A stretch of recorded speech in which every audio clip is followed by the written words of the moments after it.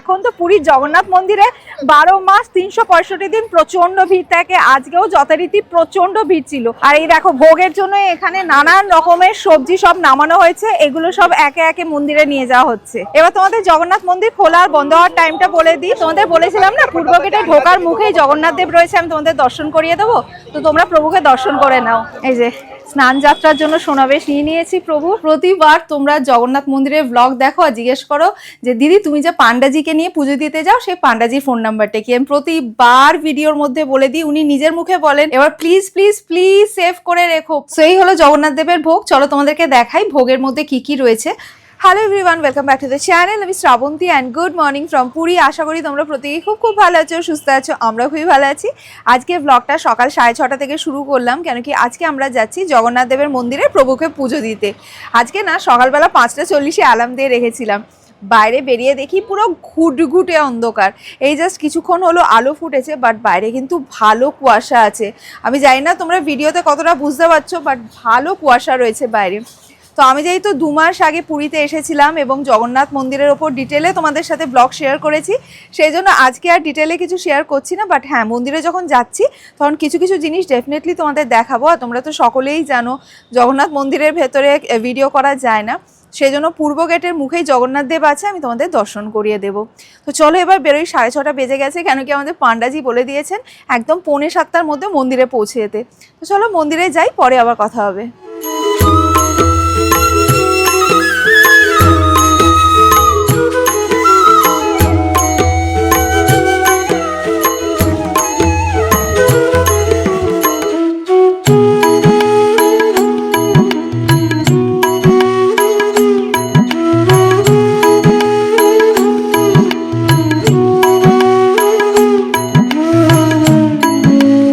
আমরা মন্দিরে পৌঁছে গেছি। আমাদের বিদ্যাপতিজি বলেছিলেন দক্ষিণ গেটে উনি থাকবেন, তো আমরা দক্ষিণ গেট দিয়ে প্রবেশ করেছি। ওনাকে ফোন করেছিলাম, উনি বললেন আসছে।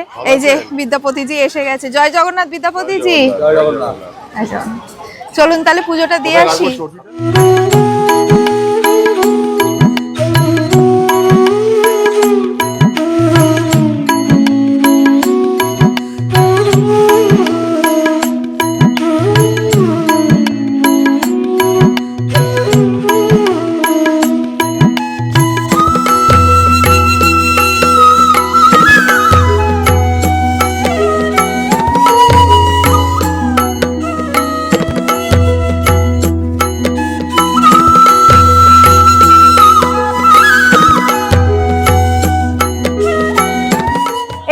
পুজো দিয়ে বেরোলাম, ভীষণ ভালো পুজো ও দর্শন হয়েছে। আর এখন তো পুরীর জগন্নাথ মন্দিরে 12 মাস 365 দিন প্রচন্ড ভিড় থাকে। আজকেও যথারীতি প্রচন্ড ভিড় ছিল, বাট বিদ্যাপতিজির জন্য ভীষণ ভালো দর্শন হয়েছে।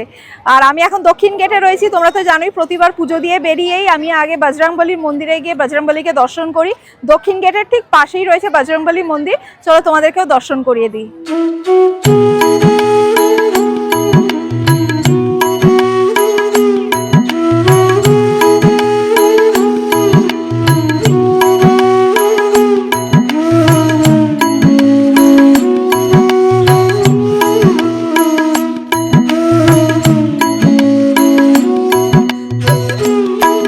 বজরংবলী দর্শন করে নিয়েছি, এবার মন্দির পরিক্রমা করব।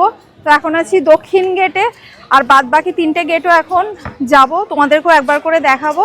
এভাবে মন্দির পরিক্রমা করব। আর এই দেখো ভোগের জন্য এখানে নানান রকমের সবজি সব নামানো হয়েছে, এগুলো সব একে একে মন্দিরে নিয়ে যাওয়া হচ্ছে। এখানে শিম দেখতে পাচ্ছি, এদিকে তো কুমড়ো রয়েছে, ওইদিকেও ওনার মাথায় এটা শিমের বস্তা রয়েছে।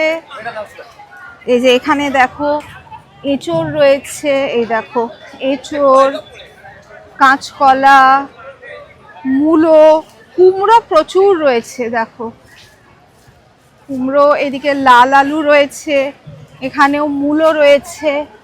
তো এগুলো সব মন্দিরে নিয়ে যাওয়া হচ্ছে। আর এখানে ম্যাটাডোর ভর্তি চাল এসছে, এই দেখো চালও নিয়ে যাওয়া হচ্ছে মন্দিরের ভেতরে।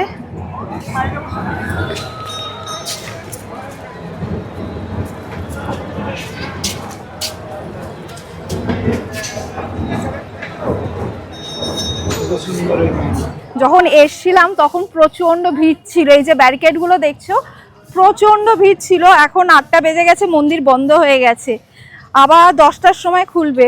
যে ভক্তগণরা এখন এসেছেন তাদের এখন 10টা অবধি অপেক্ষা করতে হবে, বা যারা 8টার মধ্যে মন্দিরের ভেতরে প্রবেশ করেনি তাদেরকেও এখন অপেক্ষা করতে হবে 2 ঘন্টা। 10টার সময় আবার মন্দিরে গেট খুলবে, তখন আবার গিয়ে পুজো দিতে পারবে।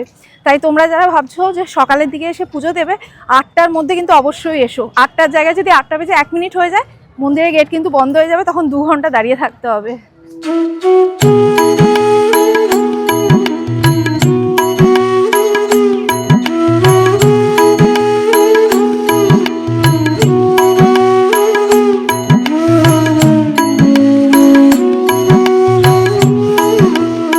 দক্ষিণ গেট থেকে চলে এসেছি পশ্চিম গেটে। জগন্নাথ মন্দিরে 4টে গেট দিয়েই প্রবেশ করা যায়, আর 4টে গেটের বাইরেই রয়েছে free shoe and mobile stand, যেখানে জুতো, মোবাইল সমস্ত জিনিসপত্র রেখে তবেই মন্দিরের ভেতরে প্রবেশ করা যায়। আর এই হচ্ছে free shoe and mobile stand. এবার তোমাদের জগন্নাথ মন্দির খোলা আর বন্ধ হওয়ার টাইমটা বলে দিই। সকাল 6:30 থেকে সকাল 8টা পর্যন্ত মন্দির খোলা থাকে, 8টা থেকে 10টা মন্দির বন্ধ থাকে। আবার সকাল 10টার থেকে রাত্রি 12:30 1টা পর্যন্ত মন্দির খোলা থাকে। আর রাত 12:30 1টা পর্যন্ত তোমরা প্রভুকে দর্শনও করতে পারবে, পুজোও দিতে পারবে। পুরীর জগন্নাথ মন্দির রেনোভেশন করে এখন ভীষণ সুন্দর করে দিয়েছে। চারিদিকে প্রচুর গাছপালা লাগিয়েছে, এখানে প্রচুর ড্রিঙ্কিং ওয়াটারের ফেসিলিটিস রয়েছে, সিটিং অ্যারেঞ্জমেন্ট রয়েছে, দুপা অন্তর অন্তর ডাস্টবিন প্রোভাইড করেছে এবং এখানে ওয়াশরুমেরও ব্যবস্থা রয়েছে।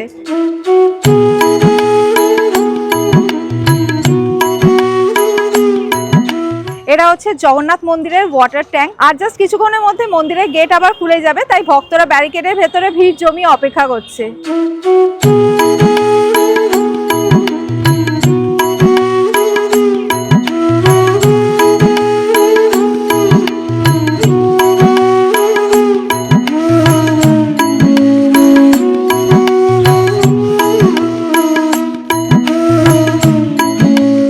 আর এটা হচ্ছে উত্তর গেট।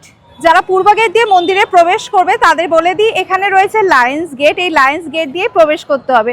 তো এখানে ব্যারিকেড রয়েছে, এই ব্যারিকেড দিয়ে ঘুরে ঘুরে বেশ কিছুটা গেলে তবেই মন্দিরের ভেতরে প্রবেশ করতে পারবে।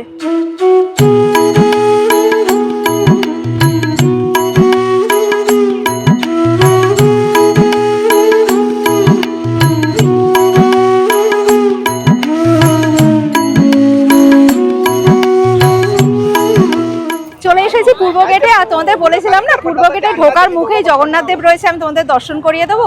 তো তোমরা প্রভুকে দর্শন করে নাও।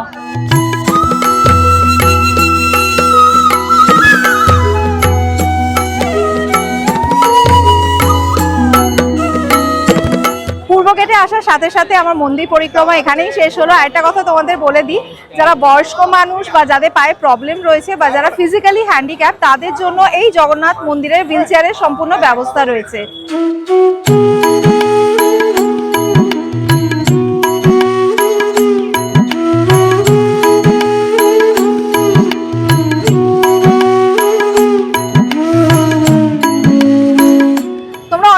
জিজ্ঞেস করো যে প্রভুর ভোগ কোথা থেকে পাবে আর কিভাবে পাবে। তো তোমরা যে পান্ডাজির থ্রুতে মন্দিরে পুজো দিতে আসবে, ওই পান্ডাজি তোমাদের ভোগের ব্যবস্থা করে দেবেন।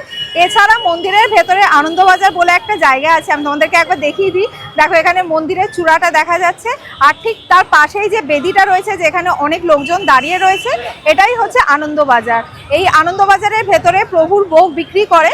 তো 50 টাকা থেকে শুরু, এবার যত টাকা পর্যন্ত তোমরা ভোগ নেবে ভোগ নিতে পারো। আর এই যে মন্দিরে চূড়ার ওপর ধ্বজা দেখছো উঠছে, যদি চাও এই ধ্বজাটা লাগানো দেখতে, তাহলে 3:30-টের সময়, মানে দুপুর 3:30-টের সময় মন্দিরে চলে আসতে পারো। একদম 4টের সময় ধ্বজা লাগানো হয়ে যায়। তোমরা অনেকেই জানো, পুরীতে যখন আমি জগন্নাথ মন্দিরে পুজো দিতে আসি, তখন পুজো দিয়ে ফেরার সময় জগন্নাথ দেব, বলরাম আর সুভদ্রার জন্য বস্ত্র নিয়ে যাই। তো আজকে না, একটুখানি স্পেশাল বস্ত্র নিয়ে যাওয়ার প্ল্যান আছে। আসলে কি বলতো, আর তো 4-5 মাস পরে স্নানযাত্রা রয়েছে। আর তোমরা তো অনেকেই জানো, স্নানযাত্রার দিন আমাদের বাড়িতে প্রভুর অনেক বড় করে পুজো হয়। তো আমার না ভীষণ ইচ্ছা এবছরের স্নানযাত্রার দিন জগন্নাথ দেব, বলরাম আর সুভদ্রাকে সোনাবেশ পরাবো। যদিও এখনো 4-5 মাস বাকি আছে, বাট আমি তো আর জানি না স্নানযাত্রার আগে আগে আর আসতে পারবো কিনা পুরী। সেই জন্য আমি ঠিক করেছি এবারে যখন এসেইছি, স্নানযাত্রার জন্য সোনাবেশ নিয়ে যাব।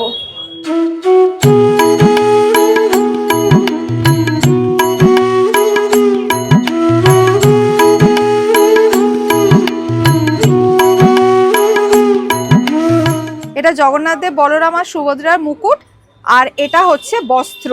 আর এগুলো হাতে পরানোর জন্য, এটা হচ্ছে জগন্নাথ দেবের হাতে পরানোর জন্য, এখানে চক্র রয়েছে।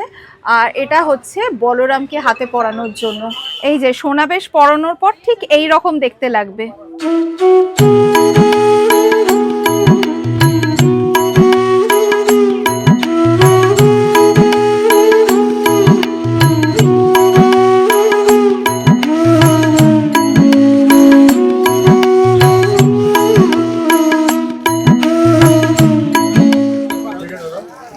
এই যে স্নান যাত্রার জন্য সোনাবেশ নিয়ে নিয়েছি প্রভু। আসছি দাদা, জয় জগন্নাথ।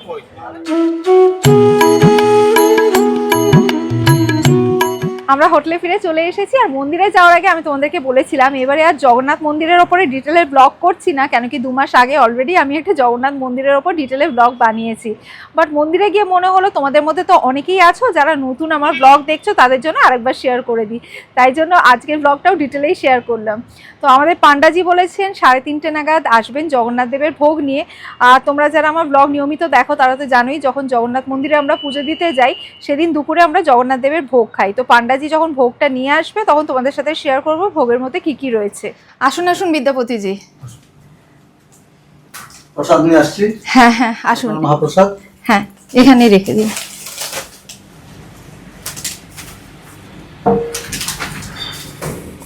বিদ্যাপতিজি, আপনি প্রতিবার যে কথাটা বলতে বলতে মুখ ব্যথা হয়ে গেছে, আমারও একই প্রশ্ন করতে করতে মুখ ব্যথা হয়ে গেছে। প্রতিবার তোমরা জগন্নাথ মন্দিরের ব্লগ দেখো আর জিজ্ঞেস করো যে দিদি তুমি যে পান্ডাজিকে নিয়ে পুজো দিতে যাও সেই পান্ডাজির ফোন নাম্বারটা কি। আমি প্রতিবার ভিডিওর মধ্যে বলে দিই, উনি নিজের মুখে বলেন, তার সত্ত্বেও প্রতিবার জিজ্ঞেস করো। এবারে যে লাস্ট ব্লগটা দিয়েছি সেটাতেও রয়েছে, বলে দিন পান্ডাজি। আমার ফোন নম্বর 9861957658। এবার প্লিজ প্লিজ প্লিজ সেভ করে রেখো, প্রতিটা ব্লগে উনি ওনার ফোন নাম্বার বলেছেন। আর একটা কথা হচ্ছে, আপনি যে আমাকে ভোগ দিয়ে যান, তো সেই ভোগের জন্য কত টাকা নেন সেটাও বলে দিন। এগুলো আমি কাউকে বলতে পারি না, যার যা ইচ্ছা সে তাই দেয়। হ্যাঁ, জগন্নাথ মন্দিরে আপনি ভোগ দিবেন, ভোগ পাবেন, আমার কিছু অসুবিধা নয়। আমি দর্শন ভালো করে করিয়ে দিব, আর আপনাকে মন্দির টন্দির ঘুরিয়ে দিব, পুজো টুজো করিয়ে দিব, আমার কাজ শেষ। আপনি ভোগ দিবেন, ভোগ আপনার হোটেলে আমি পৌঁছে দিব, এই আমার কাজ। আশা করি তোমরা জিনিসটা বুঝে গেছো। তোমরা আমাকে না প্রত্যেকটা জগন্নাথ মন্দিরে যে ব্লগ বানাই সেটাই জিজ্ঞেস করো যে কত আমি দক্ষিণা দিই।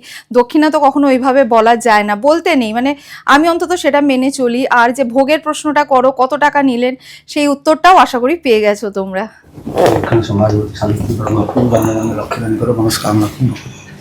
ভালো থাকবেন বিদ্যাপতিজি, জয় জগন্নাথ। বিদ্যাপতিজি এইমাত্র ভোগ দিয়ে গেলেন, তোমরা তো দেখলেই। এবার ভোগ খাবো প্রভুর। প্রচন্ড খিদে পেয়ে গেছে, 3:30 বাজে। উনি অবশ্য বলেছিলেন 3টে থেকে 3:30-র মধ্যেই আসবেন। একদম গরম গরম ভোগ দিয়ে গেছেন। আর আমরা না বলে দিয়েছিলাম যেহেতু আমি আর রাজীব খালি দুজনই খাবো, সেই জন্য ভোগটা যেন কম দেন। আমাদের হয়ে যাবে ভোগটা। ভোগটা না বেশ গরম আছে, একদম গরম গরম এনেছেন।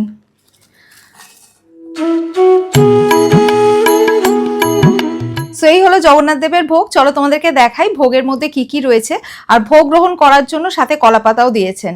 সো এই হলো জগন্নাথ দেবের ভোগ। ভোগের মধ্যে রয়েছে ঘি ভাত, খিচুড়ি, পোলাও, ডাল, 3 রকমের সবজি, মালপোয়া আর সাথে ক্ষীর।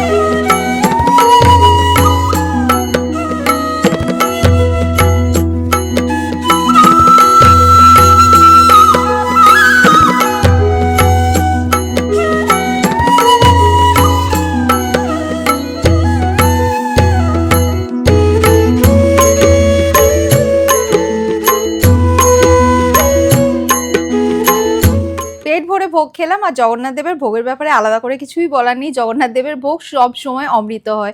তো চলো আজকের ব্লগটা এই বলেই এন্ড করছি, যাতে জগন্নাথ দেব ওনার কৃপা, ওনার দৃষ্টি, ওনার আশীর্বাদ সর্বদা আমাদের সকলের জীবনে যেন বজায় রাখেন। যদি ব্লগটা ভালো লেগে থাকে প্লিজ এক্ষুনি একটা লাইক করে দিও, আর ফ্রেন্ডস অ্যান্ড ফ্যামিলি সকলের সাথে এই ব্লগটা শেয়ার করো। থ্যাংকস ফর ওয়াচিং অ্যান্ড জয় জগন্নাথ।